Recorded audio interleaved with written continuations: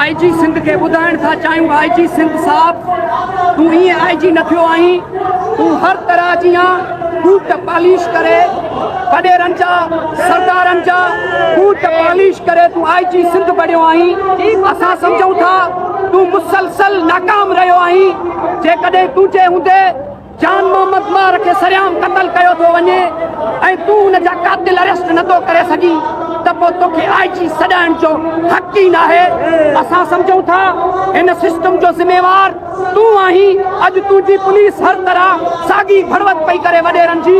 असां ॿुधाइण था चाहियूं तोखे बि ऐं तुंहिंजे वॾड़नि मोहतारनि सरदारनि नवाबनि मुराद अली शाह खे बि ॿुधाइण था चाहियूं कि मुराद अली शाह सिंध जे शऊर सां हथिरान चोराइण बंदि कयो, सिंध सां उचाइण बंदि कयो, सिंध जे नौजवाननि खे माराइण बंदि कयो, सिंध जे नौजवाननि खे क़तल करण बंदि कयो।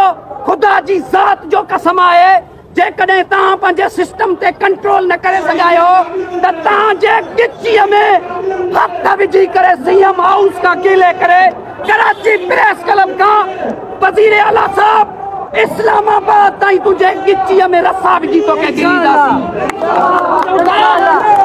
असां सम्झूं था इन सिस्टम जो ज़िम्मेवार तूं आहीं। अड़े तूं नालाइक आहीं, तो में गैरत ई न आहे।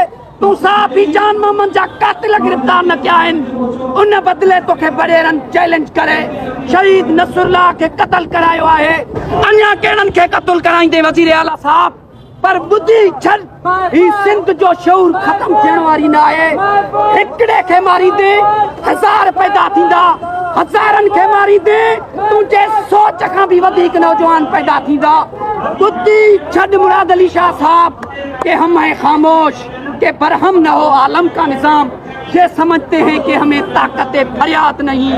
एक खाक नशीनों उठ बैठो, वो वक्त करीबा पहुंचा है जब तख्त गिराए जाएंगे, जब ताज उछाले जाएंगे।